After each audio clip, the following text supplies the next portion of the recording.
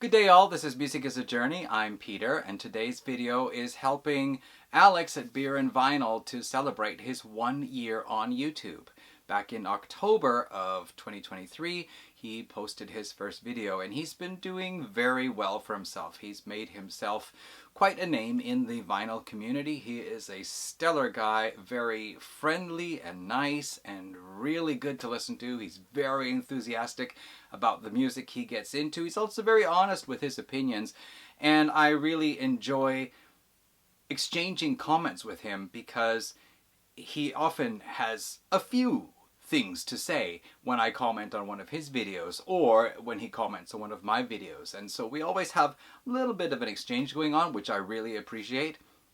So yeah, he's celebrating 1 year in the vinyl community on YouTube, that is, and he's celebrating with a contest. Now this is not any contest like to try to get more subscribers. He's actually been doing really well. As I said, he's gotten over 700 subscribers in just a year, which is very good, I think. Certainly other people think so too.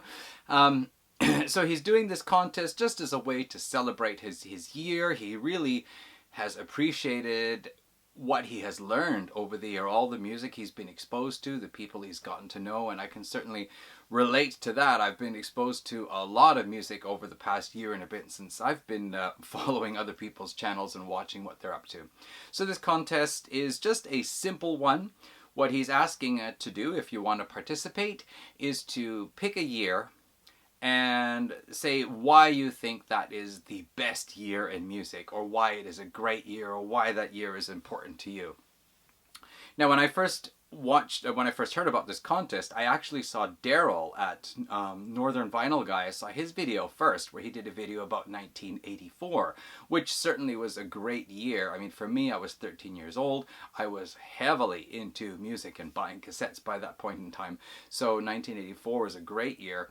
As well, when I then went and watched Alex's original video, and he talked about 1971, which is the year I would have picked as my pick for the best year in music. The thing is that I actually did a video of 1971. In fact, I think I did 50 albums of 1971 back in the beginning of 2021 to celebrate 50 years of, those albums turning 50, as well as me turning 50 back in early 2021.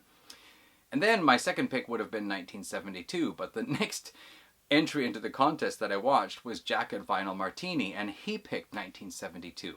But that's alright, because after watching the very first one, Daryl's video, I thought, since I've already done videos for 71, 72, and I've done for 79, 80, and 83, there's 1 year I haven't done a video for yet. And in fact, I've recently been thinking about that year because I've watched videos where people have introduced albums that came out in that year. And that was a very important year for me. So I'm going to go with 1981. So a bit of a background story why I'm choosing this year. I grew up in a neighborhood of almost entirely boys. My younger sister was the only girl on the street for a while, and all of my friends were either my age or a year older, and the friends who were my age, they had brothers who were 2 years and 4 years older. So there was this filtering down of music coming in from the older brothers, coming down to my friends, and so we were all around there. In 1982, we were all at the age of 11, except my friend across the street who was 12. And we were just like, they were letting me listen to the music that they were getting into, some of them because of their older brothers. So it's in 1982 I really started to pay attention to music. And because that was 1982, a lot of the albums I was hearing were actually released in 1981. So some of the earliest songs I remember actually listening to and thinking, that sounds really cool, and knowing who it was. Start Me Up from We Tattoo You by the Rolling Stones. I Love Rock and Roll by Joan Jett and the Blackhearts, or at least their cover version of it, as well as a few others. By the end of 1982, I got my first rock cassette, and it was a compilation album called Rock 82, which included a variety of stuff. And in recent years, I've been wondering, did I get it at the end of 1982? or did I get at the end of 81? Because a lot of the songs in that album I found out were actually released in 1981. However, tonight I started looking into it more deeply. Yeah, Kim Carnes' Betty Davis Eyes, Juice Newton with Queen of Hearts, Rush, Tom Sawyer, Hall & Oates, Private Eyes, Journey, Open Arms. I mean, all these songs were released in 1981. But some of them, Huey Lewis and the News, Do You Believe in Love, 38 Special, So Caught Up in You, these were released in 1982. So I'm pretty sure that my first rock cassette, actually, I got it for Christmas of 1982. But again, a lot of the songs in there were from 1981. That means that by 1983, I got my first Rock Band cassette. And that was a cassette that was released in 1981. So I'm going to jump into this now and tell you the first individual Rock Band cassette I ever owned was For Those About to Rock by AC/DC. I was being introduced to a few different bands from my friends, but particularly my friend across the street. I remember we were playing this and we just loved it because of the cannons. I mean, we were just listening for the end of the song there where the cannons were going off, right? And we were trying to count. He said 21 gun salute. Are there actually 21 cannons going off in this thing? Yeah, so this was the first album and I still really like this album. Now, Back in Black, the album before this, is one of the biggest selling rock albums of all time. It is, you know, the biggest AC/DC album for that as well. So a lot of people think that this album is a bit in the shadow of the Black Brother, the Back in Black Brother. But I've always loved this, and in fact, I actually don't have Back in Black on CD. I only ever had it on cassette, and I keep thinking I should get it at some point. I just haven't gotten around to it yet. But For Those About to Rock, yes, I do still really like this. The title track, yeah, Inject the Venom is cool. Evil Walks. I actually like Breaking the Rules. I like pretty much most of this album, and I just really like the sound. So that is one of the albums from released in 1981 that I was listening to with my friends near the end of 82, and I finally got on cassette for my birthday in February of 1983. When I turned 12 years old. I realized that I'm probably a little bit younger into this because some of the people I hear about talking about when they got into music, they were 14, 15 years old in some cases. So I was a bit early, but that's probably, again, thanks to the fact that my friends all had older brothers. So another one I remember hearing was Mob Rules by Black Sabbath, and it was Turn Up the Night. I remember that beginning, that it's like, wow, this is not the music I'm hearing on the radio. So of course this was one of the very first cassettes I got. In fact, after getting 3 AC/DC cassettes, I remember Black Sabbath was probably in like the next 3 cassettes I got after that. I've always really loved pretty much all of side 1, Turn Up the Night, Voodoo, Sign of the Southern Cross is one of my favorite Black Sabbath songs. Love Ronnie James Dio's performance on this, and just how different that song sounds compared to a lot of other stuff that was out at the time. Of course, there's the, E5150, which apparently spells evil if you change some of the letters into Roman numerals. And of course, Mob Rules, the song, just a short, really rockin' tune. Side 2, Country Girl and Slippin' Away, always liked. And the last 2 were just kind of like so-so. But anyway, yeah, Mob Rules by Black Sabbath. Now then, also one of the early songs I remember hearing was Running with the Devil from Van Halen's debut of 1978, as well as Eruption, and of course, You Really Got Me, their cover of that. And that was the first Van Halen cassette I bought. But the second one I bought was Fair Warning. And this remains my favorite Van Halen album, even though I actually only ever had 5 of the first 6 albums, that I've never owned any other ones after that. But Fair Warning still remains my favorite Van Halen album. I think it's just a little bit darker feeling than the others, and I like that. And of course, back when we were, 11, 12 years old, hearing a song like Sinner Swing, where he sings, "She looks so fucking good," drops that F-bomb, or Dirty Movies, where David Lee Roth is shouting, take it off," and everybody starts cheering and clapping. That was pretty cool. But yeah, Unchained is a pretty heavy song for Van Halen, and Push Comes to Shove, I remember reading somebody saying it might just be Eddie Van Halen's best guitar solo ever. So Van Halen's Fair Warning also released in 1981.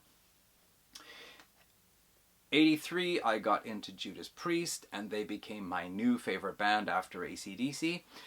Of course, Screaming for Vengeance, and then I went back to some of the 70s stuff and up to British Steel before finally picking up this one here, Point of Entry. And I have to say, it's not that I was disappointed at the time, it's just what I was understanding that Judas Priest were doing. I think even by this time I'd already bought Defenders of the Faith as well. But as I understood what Judas Priest were doing, this was a real curiosity. Why was it just less heavy than British Steel and Screaming for Vengeance? Still, though, there are some songs in here I still enjoy listening to. Liked them at the time, still do. So Heading Out to the Highway, actually learned how to play the opening riff on guitar long ago. Desert Plains and Solar Angels are two of my favorite songs off this album, and I think when I listen to it, there are some songs that I also still like. There are others, You Say Yes, yeah, I don't know, a couple of other ones like Don't Go, and I don't know. It's not the best album, but some people like it, and I would say, yeah, still glad to have it. Still pretty good, I guess. So yeah, Journey, Open Arms was on that cassette that I got. I certainly remember hearing Don't Stop Believing, and it took me a few years before I finally bought the cassette. I'd say it was probably around 1985 or so when I got into Journey, and then I bought a few of their albums. But of course, Escape, when I went to buy their albums on CD, Escape was the first one that I picked up. And I think this is actually a really good album. Don't Stop Believin', Stone in Love, Who's Crying Now was also a really popular one. Still They Ride, Escape, Lay It Down, Dead or Alive, Mother, Father, Open Arms.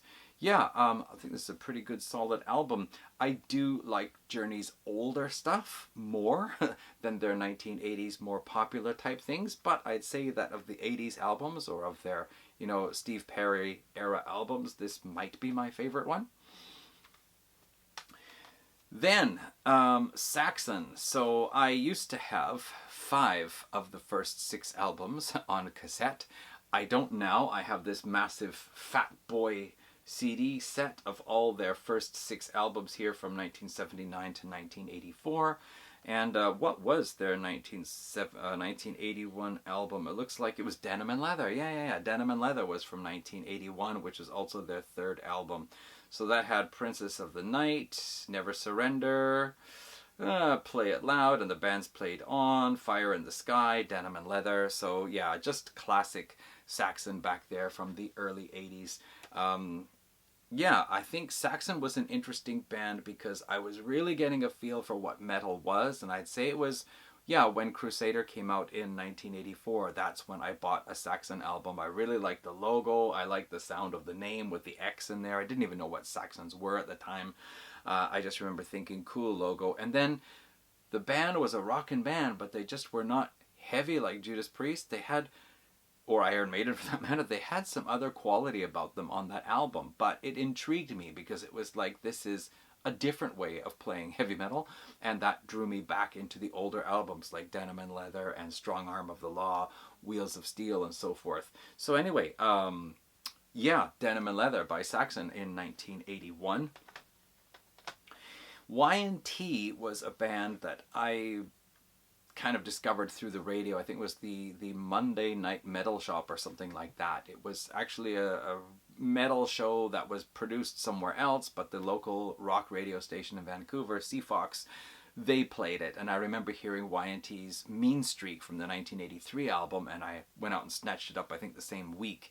And then I really got into the band, getting Black Tiger, and later on in Rock they were in Rock We Trust when it came out. And then this one here, Earthshaker from 1981, was actually not readily available on cassette, but I finally found it used on cassette at a small shop down in downtown Vancouver. So it took me a while before I finally got the CD version, but I did a few years back, and I'd say this is probably Y&T's heaviest, hardest rockin' album of the 1980s. Certainly Black Tiger and Mean Streak were also really cool albums, but I feel this one just has a little bit more rockin' intensity. Also their 3rd album, and their first one with A&M, There are the guys on the back. Who is still alive? Might only be Dave Meniketti who's left, I think. But anyway, Y&T's Earthshaker from 1981. Great hard rockin' album. 1984, I finally jumped into buying Triumph with their Never Surrender album. Really liked it, and then went back to check out some of their older stuff. So I think their run from 1980 to 82, Progressions of Power, Allied Forces, and Never Surrender, I think those 3 albums are really fantastic set. If you only buy 3 Triumph albums, you should get those. So Allied Forces here from 1981. Ooh, gosh, well, Allied Forces, the title track is a really good one. Fight the Good Fight is a great song. If you only listen to one song from this album, check out Fight the Good Fight. And Say Goodbye, just a really nice, catchy one. Yeah, this is just really Triumph at their peak there in the early 1980s. Now, Iron Maiden was one of my favorite bands. I had up to Seventh Son of a Seventh Son. I had all of the albums except for this one. So this is the oddball out of the bunch I'm showing because I never had this one on cassette. All these others I had on cassette in the 1980s. I did have the Made in Japan EP, the live EP there. And since we just saw the passing of Paul Di'Anno, I was really looking for an excuse to mention an Iron Maiden album. So here we are, 1981's Killers. I actually really like the debut album and Number of the Beast and Peace of Mind best. But, you know, here we are in 1981, so we got to mention Killers, one of Iron Maiden's most well-known albums, and I actually had a t-shirt of this back in my junior high school days. So there are a bunch of albums from 1981. I'm not saying that that is the best year, but for me it was a very important year because songs from 1981 were part of the earliest building blocks of my musical journey, and a lot of the albums released in 1981 were among the first ones that I bought back in those early days of 82, 83, 84. So there we have it. Big congratulations to Alex at Beer and Vinyl.